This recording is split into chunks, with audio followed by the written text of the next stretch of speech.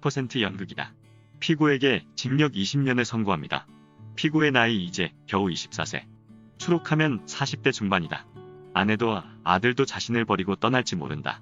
그는 자신의 지난 삶을 되돌아보았다. 도심의 가난한 동네에서 태어나 홀어머니와 어렵게 살아왔다. 동네 깡패들의 유혹에 넘어가 마약 거래에 발을 디딘 게 화근이었다. 교도소에서 절망에 쌓여 살던 어느 날 교도관이 그에게 말했다. 자네가 하는 청소는 엉망이야. 오늘부터 주방 설거지를 하라고. 재소자들이 가장 하기 싫어하는 일이 설거지였다. 끼니마다 1500명의 식판을 닦아야 했기 때문이다. 그런데 뜻밖의 일이 일어났다. 와, 주방 일이 이렇게 재미있을 줄이야. 그는 주방에서 하는 일은 무엇이든 재미있었다. 설거지하느라 손이 퉁퉁 부어올라도 증기소태 피부가 빨갛게 되어도 주방에 들어서기만 하면 신이 났다. 이게 바로 내가 할 일이구나. 이게 신이 나에게 주신 소명이구나. 감옥에서 나가면 요리사가 되어야지. 그는 난생 처음 인생의 목표를 갖게 되었다. 교도소에 들어온 지 처음으로 도서관에서 책을 빌려다 보았다. 특히 요리에 관한 책이나 신문 기사는 읽고 또 읽었다. 어느 날 신문의 요리사로 크게 성공한 사람의 기사가 실렸다. 와, 맞아. 나도 이렇게 될 수 있어. 그날 밤 그는 설렘으로 잠을 이루지 못했다. 그가 모범적으로 주방 일을 하자 죄도 10년으로 감형되었다. 출소하자마자 그는 한 음식점에 접시 닦기로 취직했다. 설거지를 하는 틈틈이 허드렛 일을 자원하면서 어깨너머로 요리를 배웠다. 마침내 그는 성실함을 인정받아 큰 호텔의 주방장으로 발탁되었다. 그리고 몇 년 후 전국 최고의 요리사 상을 받기에 이르렀다. 미국 라스베가스 벨라지오 호텔의 총주방장인 제프 핸더슨의 이야기다. 그는 젊은 시절의 방황을 벗어나 자신이 진심으로 좋아하는 일이 무엇인지 깨닫고는 완전히 새로운 인생을 살게 되었다. 작은 농촌에서 10남매 중 셋째로 태어난 소녀가 있었다. 가난 때문에 학교를 제대로 다니지 못하고 아버지의 농사일을 도와야 했다. 그러다 인근 마을의 농부와 결혼해 10명의 아이를 낳았지만 5명은 갓난아기 때 숨지고 말았다. 나머지 5 아이들을 키우는 사이 세월은 눈 깜짝할 사이에 흘러가 버렸다. 남편과 사별하고 나니 극심한 관절염이 찾아왔다. 손을 움직이기조차 힘겨웠다. 농사일을 못하게 되자 사랑하는 손자들을 위해 조금씩 그림을 그리기 시작했다. 하지만 손의 고통은 날로 심해져 여러 병원을 찾아다녔다. 의사들은 앞으로 그녀가 손을 쓰지 못할 거라고 했다. 손가락 마디가 모두 심하게 구부러져서 기형이 되었어요. 남의 도움을 받지 않으면 혼자서는 아무 일도 못하실 겁니다. 마지막으로 찾아간 7번째 의사는 이렇게 말했다. 그는 상냥한 말로 그녀를 위로해 주었다. 가끔씩 그림을 그리신다니 아예 그림에 취미를 붙이시면 어떻겠어요? 손에 무리가 가는 일도 아니고 정신 건강에도 좋을 것 같군요. 의사의 조언대로 그녀는 화구를 사다가 제대로 그림을 그려보기로 했다. 미술이라고는 잠깐 초등학교에 다닐 때 둥그런 해를 그려본 게 전부였다. 하지만 그녀는 농촌에 정겹고 소박한 일상들을 잔잔하게 그려냈다. 재미가 붙었다. 그림은 점점 삶의 목적이 되었다. 그러던 어느 날 그녀의 딸이 어머니의 그림들을 동네 잡화상에 가져갔고 상점 주인은 그림들을 쇼윈도에 걸어놓았다. 그녀가 78살이 되던 해 한 미술품 수집가가 그녀를 찾아왔다. 할머니 그림에 정이 흐르네요. 그림을 몽땅 사겠어요. 그 수집가는 나중에 전시회를 주선해 주었다. 그래서 그녀의 나이 80세에 생애 첫 전시회가 열렸다. 그리고 작품을 인정받으면서 평생 잠자고 있었던 재능이 폭발적으로 꽃을 피우기 시작했다. 그녀는 101세의 나이로 세상을 뜰 때까지 모두 1600점이 넘는 작품을 열정적으로 그려냈다. 25점의 그림은 마지막 12개월 동안 그린 것이다. 그녀는 평소에 저는 그림을 그리지 않았다면 양계장에서 닭을 키웠을 거예요. 라고 말하곤 했다. 나이브 미술의 세계적인 거장 그랜드마 모지스 여사의 이야기다. 입에 풀칠하기 위해 고된 노동에 바쳤던 기나긴 시간들. 그것은 헛된 세월이 아니었다. 여기서 나이브란 자생적으로 획득된 이라는 뜻의 라틴어이다. 즉 정규적으로 회화 교육을 받지 않은 기교가 없는 순수한 그림이라는 뜻이다. 그녀는 지난한 인생 항로에서 그녀가 맡았던 배역의 역할을 고스란히 작품을 통해 생생하게 되살려 놓았다. 천재들을 많이 배출하는 유대인들은 아기가 태어나는 순간 신이 3000여 가지 재능 중에서 최소한 한 가지를 반드시 우리 인간에게 선사한다고 믿는다. 그래서 유대인은 자녀 교육의 목적을 그 재능을 찾아내 키워주는 데에 둔다. 즉 인생의 배역을 찾아주는데 교육에 초점을 맞춘다. 배역을 찾으면 가장 적은 노력으로 가장 많은 결실을 볼 수 있다. 자신의 배역은 자신이 가장 잘 안다. 자신도 모르게 가슴이 끌리는 일, 별로 힘을 들이지 않는데도 잘 되는 일이 바로 자신의 배역이다. 이렇게 배역을 찾으면 최고의 능력이 나온다. 인도 건국의 아버지 마하트마 간디는 원래 나약하기 짝이 없는 사람이었다. 워낙 자신감이 없어 학교에 가면 아이들의 놀림감이 되었다. 공부도 못했다. 고등학교를 간신히 졸업한 뒤 지방대학에 진학해 의학 공부를 해보았지만 도저히 따라가지 못했다. 간디는 겨우 5개월 버티다 중퇴하고 말았다. 부모는 전 재산을 털어 그를 영국으로 유학 보냈다. 그곳에서 간신히 법을 전공하고 인도에 돌아와 변호사가 되었지만 사건을 따내지 못해 좌절감 속에 살았다. 변호사도 나에겐 안 맞는 것 같아. 차라리 다른 직업을 갖는 게 낫겠어. 그러던 중 요행이 한 사건을 맡게 되었다. 하지만 법정에서 발언을 하려는 찰나 갑자기 많은 사람 앞에서 변론을 해야 한다는 사실에 공포를 느꼈다. 심장이 너무 쿵쾅거려 도저히 말을 못하겠어. 손도 떨리고. 간디는 자신의 발언 순서가 되는 순간 안면몰수한 채 냅다 주랭랑을 쳤다.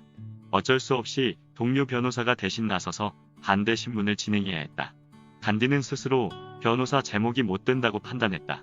그래서 형의 도움으로 당시 영국령이었던 남아프리카로 떠나 이리저리 돌아다니며 백수 생활을 했다. 그러던 어느 날 그는 다른 도시에 가기 위해 기차 1등 칸에 타고 있었다. 그런데 백인 경관이 다가오더니 다짜고짜 화물칸으로 자리를 옮기라는 것이었다. 경관님, 전 1등 칸 돈을 내고 탔어요. 그런데 왜 화물칸으로 가야 합니까? 1등 칸은 백인만 타게 되어 있어. 그런 부당한 법규는 없습니다. 간디가 이렇게 따지고 들자 경관은 그를 기차에서 끌어내렸다. 어이없는 일이었다. 그는 어쩔 수 없이 다음 열차를 기다렸다. 참담한 심정이었다. 그러면서 퍼뜩 정신을 차렸다. 남아프리카 공화국에 이민 온 인도인들이 겪는 온갖 수모가 떠올랐다. 이게 바로 내 소명이구나. 힘없는 나의 동포인 인도인들을 위해 싸우자. 그때부터 그는 인종차별 반대운동을 펼치기 시작했다. 먼저 어느 한 인도인이 부탁했던 민사사건을 해결하기 위해 최선을 다했다. 산더미 같은 자료들을 철저히 파헤쳐 사건을 법정에서 해결하는데 성공했다. 그때부터 억울한 사연을 가진 인도인들이 모두 그에게 몰려들었다. 간디는 인도 교민들의 인권을 위해 싸우는 구세주로 떠올랐다. 그의 명성이 인도 온국에까지 알려지면서 민족운동의 지도자로 급속히 주목받기 시작했다. 놀라운 변화였다. 단지 목적의식을 찾았다는 사실 하나만으로 숨어있던 능력이 꽃을 피우게 된 것이다. 이처럼 배역을 찾으면 자기가 하는 일도 빛나고 자신도 빛난다. 석가모니도 배역의 중요성을 강조한 바 있다. 위대한 인생 계획을 방해하는 두 가지가 있다. 하나는 어떤 일을 끝내지 않는 것이며 다른 하나는 어떤 일도 시작하지 않는 것이다. 누구나 분명한 배역을 맡아 지구라는 행성에 태어나는데 나태함으로 인해 배역을 수행하지 못하고 혹은 찾지도 못하고 인생을 허무하게 소비함을 지적한 말이다. 대부분 사람들은 목적의식을 직업과 연결한다. 그래서 실직하면 건강이 급속도로 나빠진다. 영국 카디프 대학의 맨셀 에이로드 교수가 조사한 바로는 6개월 이상 실직하면 하루에 담배 400개비 20갑을 피우는 것과 마찬가지라고 한다. 장기간 실직하면 혈압이 오르고 심장질환, 당뇨, 암 발생 위험이 기하급수적으로 늘어난다고 말한다. 또한 실직한 젊은이들의 자살 위험은 취직한 젊은이들의 자살 위험률보다 40배가 더 높다는 연구 결과도 있다. 하지만 위기가 기회라는 말이 있다. 실직은 신이 맡겨주신 자기의 배역을 찾기 위한 뜻밖의 값진 기회가 될 수 있다. 참된 배역은 깊은 고통과 고민과 고독 속에서 자신을 완전히 내려놓고 마음을 텅 비울 때 영감처럼 문득 찾아드는 경우가 많기 때문이다. 2011년 작고한 애플의 전 최고 경영자 스티브 잡스는 30세에 자신이 설립한 회사에서 쫓겨나던 순간을 이렇게 수회했다. 해고를 당하면서 저는 성공의 중압감에서 벗어나 모든 걸 훌훌 털어버릴 수 있었습니다. 그 속에서 인생 최고의 창의력이 솟아났습니다. 그는 해고 직후 5년 동안 넥스트를 창립하고 픽사를 만들고 아내를 만났다. 그래서 해고가 오히려 그에게는 최고의 행운이었다고 했다. 미국의 대표적인 문학가이자 사상가였던 헨리 데이비드 소로우는 월든 호숫가에 손수 오두막을 짓고 살았다. 쓸모없는 모든 생각을 몽땅 털어버리고 오로지 인생의 진정한 목적에만 마음을 두기 위해서였다. 내가 숲속으로 들어간 것은 하나뿐인 내 인생을 내 생각대로, 즉, 내 의도적으로 살아보기 위해서였다. 다시 말해 인생의 본질적인 문제들만을 생각하고 마침내 죽음과 마주했을 때 내가 헛된 삶을 살았구나 하고 후회하는 일이 없도록 하기 위해서였다고 수료했다. 만일 당신이 지금 지독한 고독에 잠겨 신음하고 있다면 그것은 인생의 참된 대역을 찾기 위한 몸부림일 수 있다. 그럴 때는 모든 것을 완전히 내려놓아야 한다. 모든 것이 텅 빈 완벽한 고요 속에서 영혼이 눈을 뜬다. 영혼이 눈뜨면 참된 배역은 저절로 드러난다. 스티브 잡스 역시 병원에서 췌장암 판정을 받고 3개월밖에 못 살 거라는 말을 들었다. 그때 그는 자신이 죽은 뒤의 모습에 가슴이 아팠다. 제가 남겨놓은 게 아무것도 없다는 걸 깨달았습니다. 가족들에게도 제 영혼에게도 만족스러운 게 하나도 없었습니다. 이를 계기로 그의 인생과는 확연히 달라졌다. 독단적이고 고집스러운 성격이 남을 배려하는 부드러운 성격으로 바뀌었고 가족과 보내는 시간도 많아졌다. 무엇보다도 내면의 목소리에 귀를 기울이는 습관이 생겼다. 이 지구상에 주어진 짧은 시간을 살면서 남의 생각에 휘둘리지 마십시오. 당신의 내면에서 흘러나오는 목소리를 따르십시오. 당신의 영혼은 당신이 뭘 원하는지 잘 알고 있으니까요. 그는 매일 아침마다 거울을 보며 자신에게 물었다고 한다. 오늘이 내 인생의 마지막 날이라면 지금 하려는 일을 할 것인가? 그 물음에 노라는 대답이 나오면 뭔가 다른 일을 해야 한다는 것을 깨달았다. 그는 인생의 중요한 고비마다 곧 죽을지도 모른다는 사실을 떠올리는 것이 가장 큰 힘이 되었다고 털어놓았다. 그리고 그 이유를 이렇게 설명했다. 죽음을 떠올리는 순간 남들의 시선, 자존심, 실패에 대한 두려움 등은 저절로 떨어져 나가고 가장 중요한 게 무엇인지 깨닫게 됩니다. 라고 말이다. 고통의 깊이는 영혼의 깊이로 이어진다. 우리가 육신이라는 완벽하지 못한 겉모습으로 지구라는 완벽하지 못한 연극 무대에 서는 것도 고통을 통한 깨달음을 위해서다. 깨달음이 쌓이면 쌓일수록 우리가 맡은 인생 연기도 점점 농후해지고 완벽해지는 것이다. 근대 인류의 스승인 톨스토이의 10계명 중에 첫 번째 계명인 항상 죽음을 기억하라. 즉 메멘토모리라고 말하고 있지 않던가. 우리 인간은 평소에는 그렇게 탐욕스럽게 행동하다가 왜 죽음 앞에 다가서야만 겸손해지고 선해지는 것인가? 정말로 나머지 인생을 우둔하게 살고 좀 더 의미 있고 가치 있게 살면 좋지 않을까 생각해보며 나 자신의 옷깃을 다시 한번 여미어본다. 이쯤에서 톨스토이의 시 한 수를 음미해볼까요? 살면서 죽음을 기억하라. 타오르는 촛불이 초를 녹이듯 우리 영혼의 삶은 육체를 쓰러지게 한다. 육체가 영혼의 불꽃에 완전히 타버리면 죽음이 찾아온다.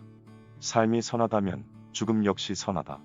죽음이 없다면 삶도 없기 때문이다. 죽음은 우리와 세상, 우리와 시간 사이의 연결을 끊어놓는다. 죽음 앞에서 미래에 대한 질문은 아무런 의미가 없다. 조만간 우리 모두에게 죽음이 찾아오리라는 사실은 누구나 알고 있다. 잠잘 준비, 겨울날 준비는 하면서 죽을 준비를 하지 않는 까닭은 무엇인가? 올바로 살지 못하며 삶의 법을 깨뜨린 사람만이 죽음을 두려워한다. 죽음에 대해 너무 많이 생각할 필요는 없다. 살면서 죽음을 기억하면 된다. 그렇게 하면 삶은 진지하고 즐거우리라. 오늘은 여기서 이만 줄일까 합니다. 모두들 행복하십시오. 감사합니다.